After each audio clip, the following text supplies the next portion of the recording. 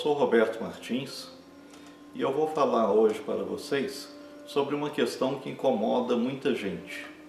Será que para estudar yoga e espiritualidade indiana é necessário saber alguma coisa de sânscrito? E muitas pessoas ficam incomodadas porque tanto no yoga quanto ao estudar filosofia indiana aparecem uma porção de palavras esquisitas em sânscrito. Por que não se traduz tudo?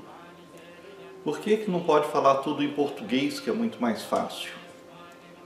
Essa é uma questão que incomoda as pessoas que estão iniciando essa caminhada e eu preciso explicar um pouco a respeito disso. Primeiro, nós estamos acostumados a usar palavras estrangeiras que vieram para o Brasil para representar coisas que não existiam aqui antes. Por exemplo, pizza. Pizza não é uma palavra em português, né? A palavra veio da Itália junto com o objeto, o alimento a que se refere. E não tem sentido traduzir pizza, porque a gente não tinha uma outra palavra que pudesse substituir essa e que descrevesse esse tipo de alimento. Outro exemplo, scanner. Como você vai traduzir scanner? A gente usa a palavra em inglês para representar esse tipo de aparelho, ou mousse, ou outras coisas, e a própria palavra yoga. É normal que determinadas ideias, determinados conceitos, determinados objetos desenvolvidos em um lugar dentro de uma determinada cultura, quando são transportados para um outro país, outra cultura, carregam consigo o seu nome. Isso ocorre também para coisas produzidas no Brasil. Cachaça. Como que se traduz cachaça para inglês? Não tem uma tradução. Você usa a mesma palavra cachaça, né? Ou caipirinha. Se você vai para os Estados Unidos, caipirinha é caipirinha, né? Mas não é traduzido, é simplesmente uma pronúncia esquisita porque eles não conseguem falar com os nossos sons. Então, tem muitas palavras importantes dentro da tradição indiana que não tem tradução para o português, porque não correspondem a nada que exista na nossa cultura. E para a gente aprender essas novas coisas, é melhor manter a palavra antiga do que tentar fazer uma tradução totalmente imperfeita que vai distorcer o significado daquele conceito. Então, por exemplo, Deva. Nós temos um vídeo no nosso canal que fala a respeito de Deva, que são os seres divinos da tradição hindu. Será que nós podemos traduzir Deva por Deus? Não.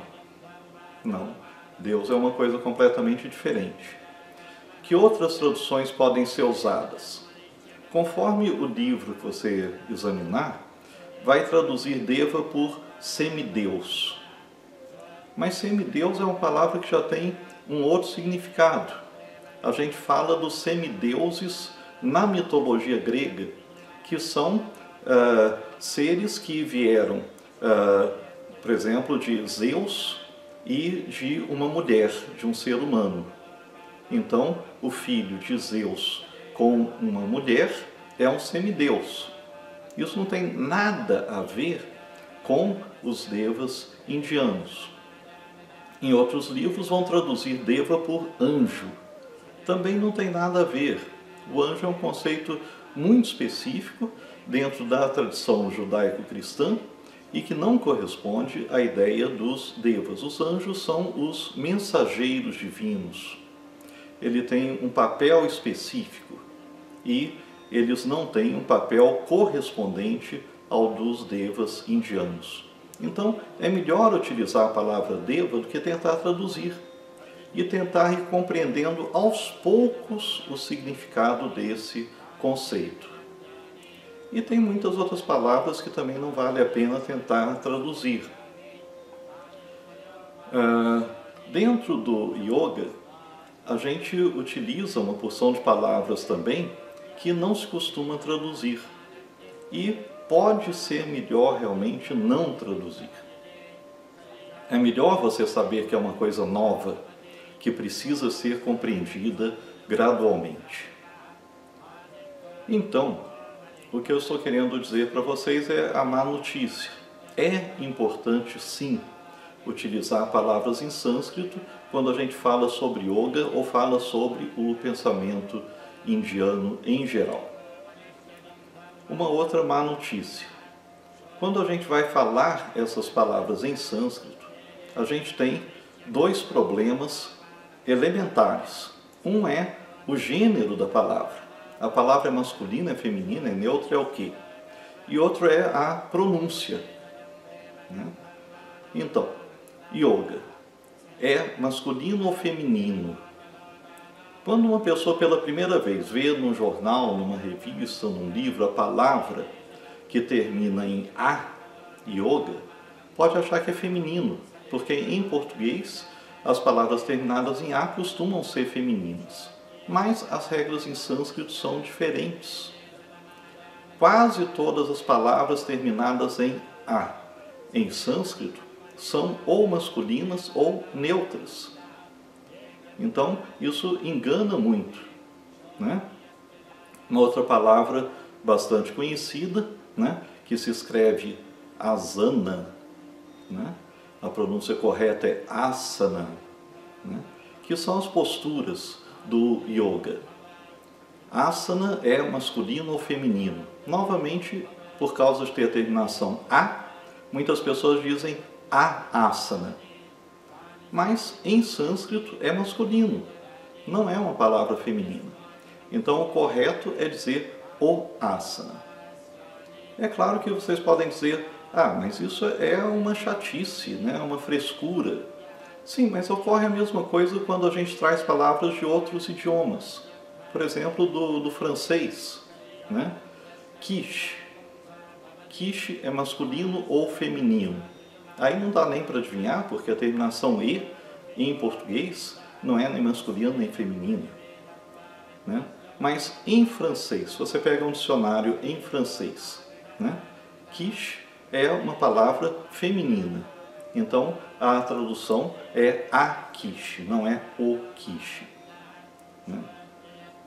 Muitas pessoas dizem o quiche, tudo bem. Né? Muitas pessoas vão dizer o asana, tudo bem. Né?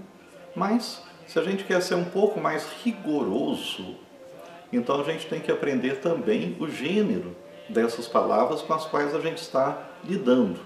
Principalmente para não passar vergonha diante de pessoas que sabem esse gênero. A questão do gênero das palavras em sânscrito tem algumas regras que são bastante simples. Então, as palavras femininas, quase todas, elas são terminadas em um A longo, A, ou então em um I longo, I. Então, deva, com A curto no final, é masculino. Devi, com I longo no fim, é feminino. É justamente o feminino de Deva. São seres divinos femininos da espiritualidade indiana. Né? Shiva é um Deva masculino, mas existe Shiva, com A longo no final. Shiva é um dos nomes que se dá para Parvati, que é uma Devi, um ser divino feminino, que é consorte de Shiva.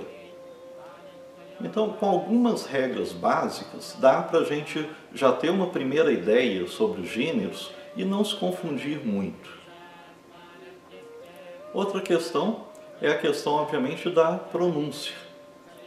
Como é que a gente pronuncia yoga, asana, pranayama, né? Outras palavras assim. Então, todas essas palavras em sânscrito, que a gente vai incorporar ao nosso estudo, quando a gente está aprendendo yoga, aprendendo textos indianos, aprendendo filosofia indiana, é interessante a gente saber pronunciar. Né? Então, Essa questão da pronúncia do sânscrito nós vamos abordar em um outro vídeo, em que nós vamos começar falando sobre as vogais do sânscrito, depois vamos falar sobre as consoantes e sobre uma porção de casos especiais. A gente vai ver que no sânscrito existem sons que não existem em português.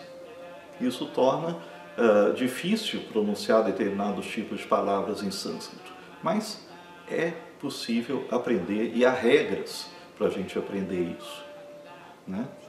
Então, eu espero que vocês tenham aceitado a ideia de que é importante aprender algumas palavras em sânscrito e que é conveniente a gente saber qual é o gênero delas, e vamos ver também num outro vídeo como que a gente começa a pronunciar corretamente essas palavras.